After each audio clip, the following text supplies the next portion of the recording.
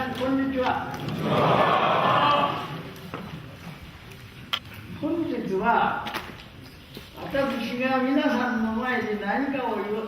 お話をしなければならんということになりました。何かこれは歯車の書き違いだったら私は絵描き野郎ですから、お話をするっていうことは本当は下手な。今日はね、こんなたくさんの人の前で私がお話をするなんて、私にとっては生涯の最悪の日でございます。こんな羽目に遭うとは思っていませんでした。私は今年9月の18日が満100歳が終わった日でございます。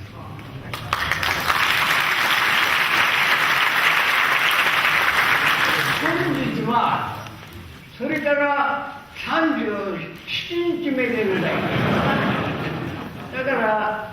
101歳に37日食い込んだということです。100年ぐらいはちょっとの間です。本当に早いもんです。その100歳になった時のことを私は振り返って今まで何をしていたかということを考えます。そして私の人生を考えてみましたところ、私というものは実に弱い、貧弱な、何の力もないものだということを知りました。これは私だけではなくて、私を含めて皆さん方も同じことだと思うんです。それは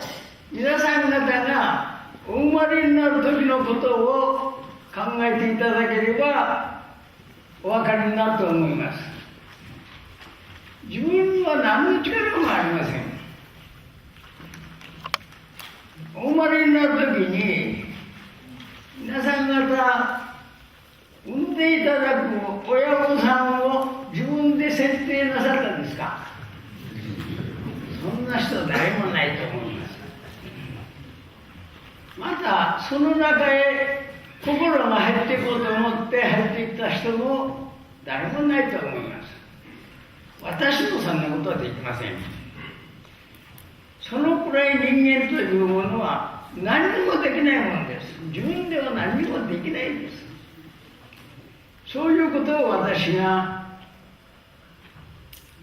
今100歳になった時のことを考えたら、そういうことになったんです。そこでそれは人間は皆そういうことだけれども、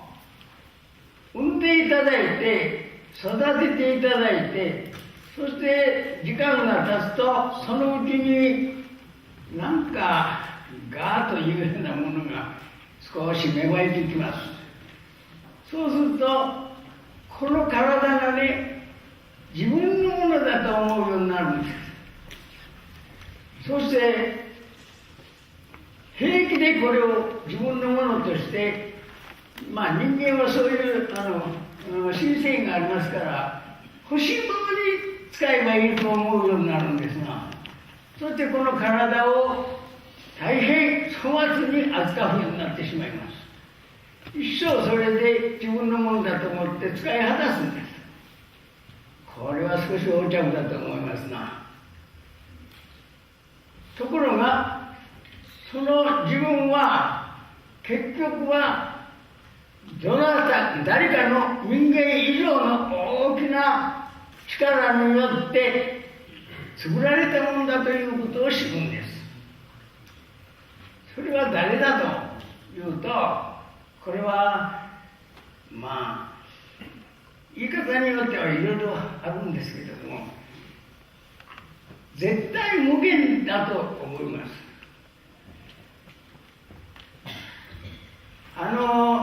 明治の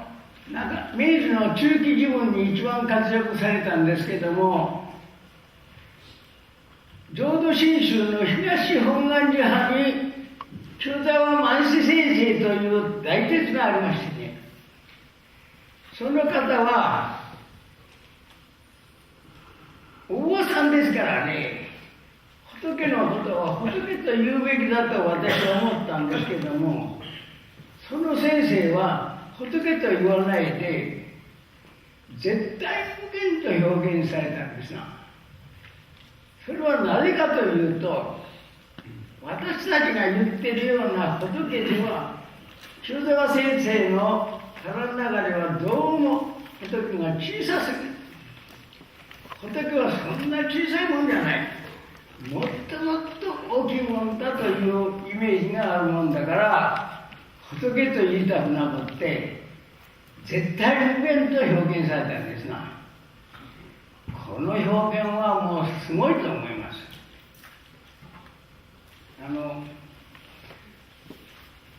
清沢先生がお作りになった文章がありましてね、その文章には、絶対他力の大道というのがある。この文章をある人が私に読んでみようと言って私にくれました。私は実は、私の家は浄土真宗の高田派というところに属していますから、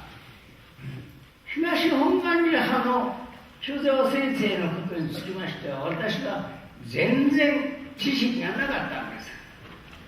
ところがそれを渡されたから、これはよその派のお坊さんはどういう考え方を持っているんだか、いっぱい読んでみようかなと思って興味がありまして読んでみました。そうしたらね、その文章の、ね、冒頭にね、自己とは魂、絶対無限の妙有に到着して任務に法にこの厳然の境遇に落在するもの、すなわちこれなという、こういう冒頭にその意気込みがあったんですね。私はびっくりしました。この人は何ということを言う人だ、大変なことを言う人だ。だからこれはどうでも読んでみんなんて言って、ついでにじゃあ続いて読んでしまいました。結構長い文章ですけどもね、それを読んでしまったらね、私はこれは大変だと。これを読んでしまったら、私というものが入る場所はちっともないんです。全然私なんか入るところはありません。私なんかをそんならどういうことかというと、私は身も心もこれは軽もんだということになっているんです。だから私はその時にね、そういうことか、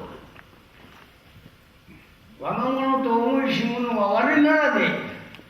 心も身も身仏のものと、こういう口が出たんです。だからその文章の終わり、それをちょっと書き込んでおきました。そうしたらしばらくしたらまた口から出た。預かりし者にしあれば我はまた清め撤回さざらなんと、こういうことがまた口から出たから、それも書いておきました。とにかく私は私でないです。これが借り物だった。誰から借りたんだというと、仏から借りたんだということになります。ね、これはしかしありがたいことです。他の人から借りたんなら大変だけどもね、仏から借りたんですからね、これは儲けもんですから。しかしその時に思いました。私の体がね、仏の分身だという、これはすごいことですよ。今私のことみたいに言っておりますけれどもね、皆さん同じことなんですよ。皆さんも仏の分身ですよ。なこと思ったことありますか？すごいことです。今からその気になってくださいよ。ね、今まではそんなすごいもんだと思わなかったから粗末な扱いをしたかもしれませんけれども、これからはね、そんな粗末な扱いをしたんでは仏の分身だなんていう資格はありません。だからこれからは皆さんそのつもりで自分の体を自分を扱ってくださいよ。